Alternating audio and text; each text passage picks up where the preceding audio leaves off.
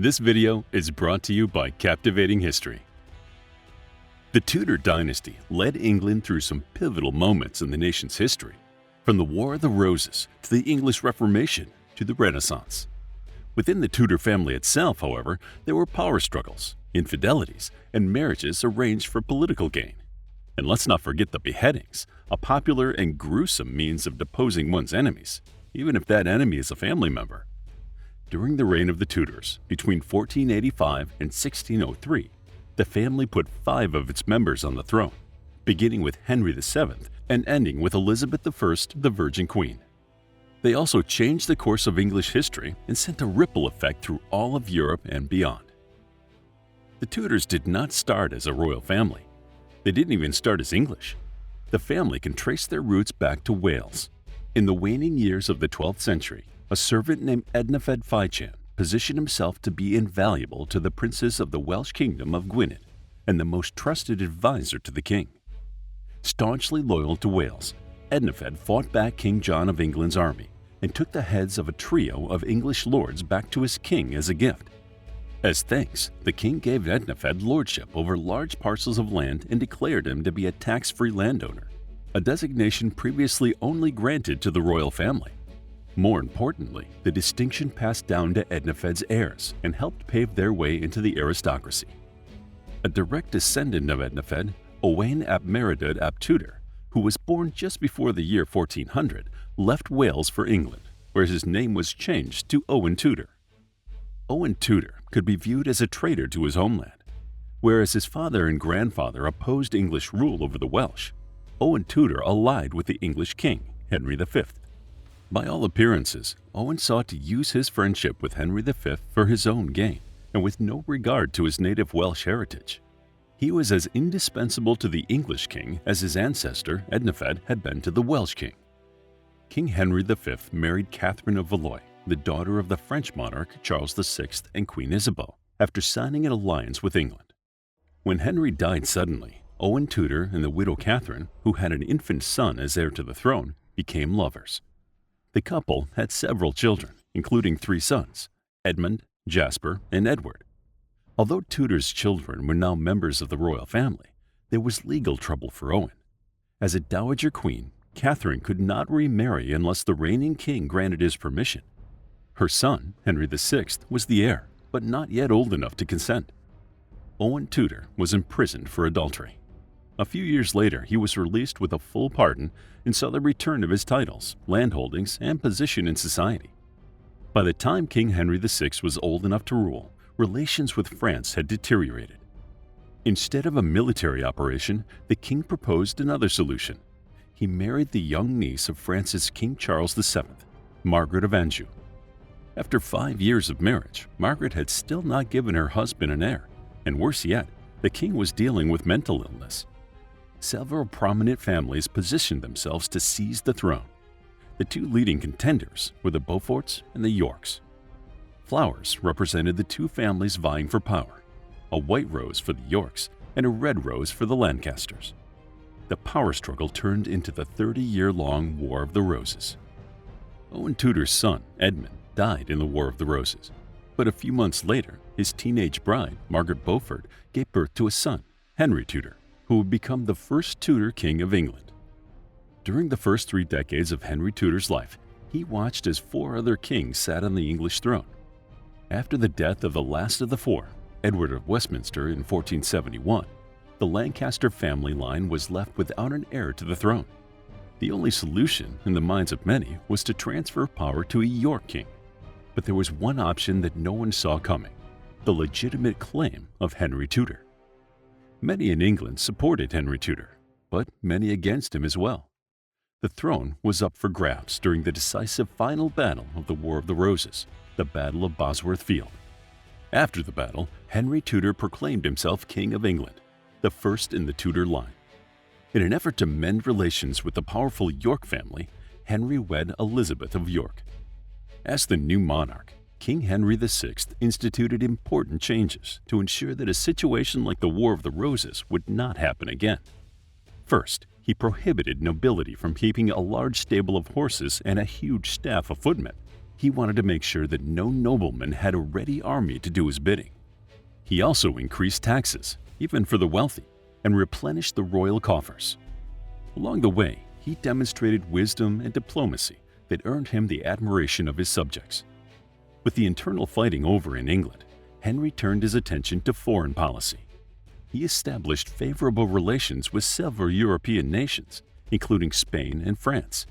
He arranged for the marriage of his daughter, Margaret, to James IV of Scotland, and his other daughter, Mary, to Louis XII of France. Henry VI and Elizabeth of York groomed their oldest son, Arthur, to assume the throne, giving him the finest education and skills. Their second-born son, Henry, enjoyed the lavish, responsibility-free life of the spare heir. However, when Arthur died, the grieving Henry VI and Elizabeth turned their attention to Henry, who had little interest in leading his country. They arranged for him to marry Arthur's widow, Catherine of Aragon.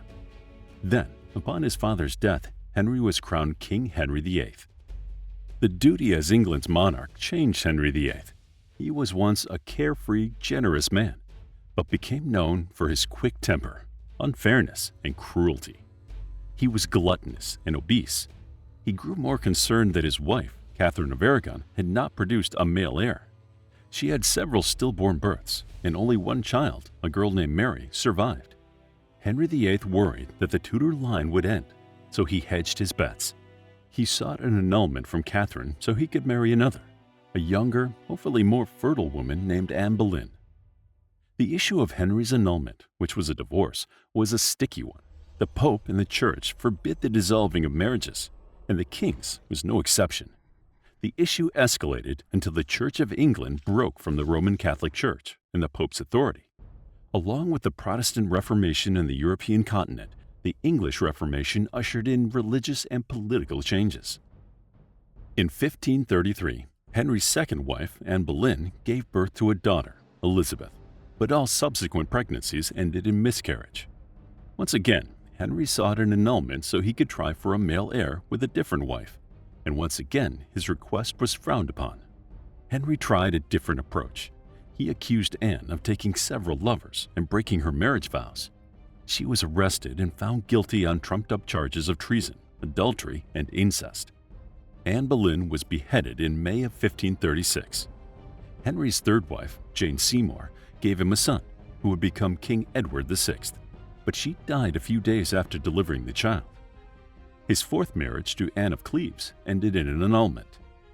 His next marriage to Catherine Howard ended with Catherine's beheading for infidelity, but in this case, the charges were true. The young and vivacious Catherine was horrified by the grossly overweight, much older, slovenly king, and took one of Henry's favorites, Thomas Culpeper, as her lover. Henry's last wife, Catherine Parr, narrowly escaped the gallows herself. Her crime was promoting Lutheran teachings. When Henry VIII died in January of 1547, the crown passed to his only surviving son, Edward. Unfortunately, the new King Edward VI was only 9 and unable to rule. It was a tumultuous time for England as various individuals attempted to take advantage of the power vacuum. Once he reached legal age, Edward VI focused on leading religious reform, which widened the rift between the English crown and the Catholic Church. Behind Edward in the line of succession were his two sisters, Mary and Elizabeth. Edward did not want the crown to pass to Mary, a pious Catholic. On his deathbed, he penned a will stating that the throne should go to his cousin, Lady Jane Grey, a Protestant supporter. In keeping with Edward VI's wishes, Lady Jane Grey was named as the new monarch when Edward died in July of 1553. The 15-year-old Jane was crowned a few days later, but not without controversy. Many in England rejected Edward's final wishes and sought to put Mary on the throne. Lady Jane Grey, only a teenager, was arrested just 9 days into her reign. She was imprisoned in the Tower of London and beheaded. That left the crown free for Mary. Although Mary was the eldest of Edward's half-sisters and next in line to the throne, the people of England rebelled against her coronation. She married a Spanish prince, Philip, in 1554, but it was no marriage of love. The couple avoided each other as best they could, and Mary grew bitter that she hadn't given England an heir. Mary made it clear that her goal was to return England to Catholicism and remove Protestantism. During the Marian persecutions, which took place between 1555 and 1558, Mary ordered the execution, by burning at the stake, of nearly 300 Protestants. This move earned her the nickname Bloody Mary and reinforced most of England's goal to see Mary deposed in place of her half-sister Elizabeth. In 1558, when Mary was in her early 40s, she fell ill and died. Without an heir of her own, the crown passed to Elizabeth, her half-sister, crowned Queen Elizabeth I on January 15, 1559. As the new monarch, she had many obstacles to overcome, including her own gender. As queen, Mary was seen as overly emotional and often irrational, everything that men feared in a female leader. Elizabeth, however, was none of those things. She was highly educated, calm, intelligent, confident, and articulate. Above all, she was certain that she was meant to lead England. Queen Elizabeth brushed off all pressures to marry, but it was a double-edged sword. If she married, England's control would shift to her husband because women were not viewed as leadership material in those days. Elizabeth was a capable leader who did not want to relinquish her authority to anyone, so she chose not to marry. But by not marrying, Elizabeth would also not produce an heir to the throne. She chose to not marry, remained childless, and was known as the Virgin Queen. Just because she did not marry doesn't mean she lived her life without a romantic partner. Elizabeth's childhood friend, Robert Dudley, remained a constant presence in her life. The two even openly flirted in court. Robert, however, was married.